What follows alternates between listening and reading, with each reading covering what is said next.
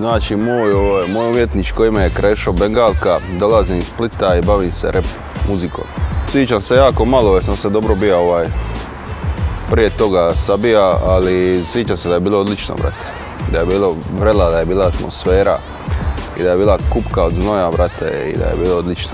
Tu smo povezali malo više ovih koncerata koje smo imali zajedno to lito, složili tu pismuka i nastavili dalje jahat na tom valu. Pa 90-ih nije bilo puno toga snimljeno kao danas ljudi puno više snimaju, puno više rade, puno više proizvode, ali to je i dijelom zbog toga što su mogućnosti danas. Već je i lakše nešto danas napraviti, lakše je kompletirati pismu i izbaciti neki spot ili nešto, to je prije bilo ono malo kao znanstvena fantastika svakome ko se ičim bavio. Svakom ko radi nešto bitna prezentacija njega samoga sad. Prezentacija kroz izdavačku kuću je uvijek neki flop, nikad to nije toliko dobro. Bitno je možda imati izdanje neko da bi publika shvatila dovoljno ozbiljnost koncepta neko koje gradiš, ali nije uopće toliko važno i nužno da bi se uspjelo napraviti neke dobre rezultate, to je isključivo samo kada te malo publika bolje razumije, da te malo ozbiljnije shvati. I u biti najbitnije šta više toga imati pod svojim nekim imenom. Počeci. Pa ja sam prve neke stvari snimio, napravio tamo sa biće 13 godina, 12, to znači pričamo o 99. 2000. godini. I nisam se nakon toga nešto ozbiljno vata do negdje 2007. 2008. kad su počele stvari tipa Krek kuća, Cigan, dakle stvari od dječaka na kojima sam se pojavljivao kao gost. Tu sam vidio da ima opet nekog mog prostora, da ima publike koja bi me slušala i nastajao sam dalje ka evoluciju sebe kroz pisme i nastajao sam dalje raditi. Tako da evo mogu reći da zadnjih 10 godina gotovo živim od glazbe i ne žalim se, nemam kune, ali nema ni problema nikakvih. A sigurno 2014. godine koncert u Kocki. Krešo je Žuvi kiša metaka, to je, ja mislim, bio najrasprodaniji koncert u tom klubu, bar od kad sam bio u tom klubu i ne znam, bili išta drugo se moglo miriti sa tim. To je bila pobjeda u vlastitom gradu, i to se, sve drugo se ne može miriti s tim, niti blizu. Najbolji after je svaki after nakon kojeg sam, uredan, a ne znam šta bi rekao. Bilo je dosta dobrih, mislim da su u Zagrebu bili najbolji afteri, jer sam daleko od doma pa se uspije nakon toga odvojiti. Pa svaka moja pisma ima jednu jedinu poruku, to je znači uspjeh i pobjeda, da je uopće nešto napravljeno. I to je glavna poruka svih mojih pisama. Znači da nije bitno šta i kako, nego bitno nešto napraviti i bitno je ostaviti neki iza sebe trag i sve ostalo će doći na svoje. A sviđa se više prvih nastupa, sa prvog se baš ne mogu sjetiti.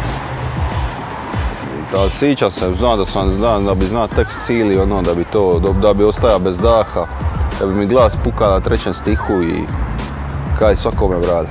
Pa nemam tremu, nisam nikad tremu ni imao od balih nogusa po tim binama, pozornicama, različitim šemama.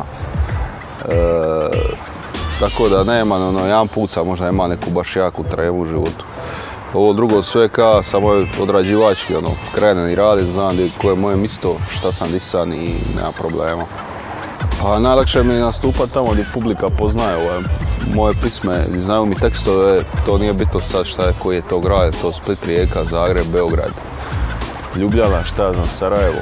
Najlakše mi je nastupati tamo gdje publika znači poznaje moje tekstove. Gdje ne znaju tekstove, sad mogu nastupati i doma, neće biti lako kojem publika ne zna tekste. Krenuli smo solo previše jako, među vremenu sam dobija bija čer, to je bilo prije 7 godina. I uz neki nagovori njih iz grupe kao morao sam krenuti jednostavno solo jer zajedno nismo više mogli naći neku zajedničku bazu. Jesam, s pojedinim članovima sam dobar, s pojedinim članovima sam manje dobar. Ali mislim da sam na solo karijere, da su tu postale kao bitnija stvar nego zajednički tu neki, kao se kaže, zajednički neki plus. I najviše zbog toga, ne bi ti ja krivi sebe, Kaj jedino, gledam da su je to kolektivna bila odluka, više metaka neće biti nikad više. Kao dite sam vozio role, slomio sam ruku na rampi u 7. razredu, nakon toga nisam više nikad vozio role. I to je sve šta sam sada bavio ekstremnim sportovima. Šta ja znam, to podržavam, brate, to je ulično neko znanje, kaj svako ulično znanje meni je bliže nego fakultetsko. Koliko pratim rap na šta više jezika, šta ga mogu pratiti, ne toliko šta zna neke jezike, nego zato što mi je rap muzika koju stvarno volim i drago mi je čuti na različitim jezicima kako zvuči, pratim scene, znači sve jednu europsku scenu, pratim scenu u Novom Zelandu, Australiji, kao naravno u Americi, Južnoj Americi i Srednjoj Americi, tako da nisam jedino ove azijsku baš scenu nisam nešto toliko upratio. Imam navijam su iz Melbourna, HP Boys, odlična grupa, brate. Pa internet je virtualni svijet, tu ništa ne postoji, šta god postoji, pregledi na YouTube su beznačajni, kad ti usporediš to i koncert, pred ljudima koje fizički možeš dodirniti, brale, koji su tu, to je razlika nebo i zemlja sigurno, mislim da ću uvijek više se kao orijentirati na koncerte više nego na preglede, mada jedno bez drugoga, pari mi se da ne može ni ići jer kao jedno s drugim stvara ovaj hype.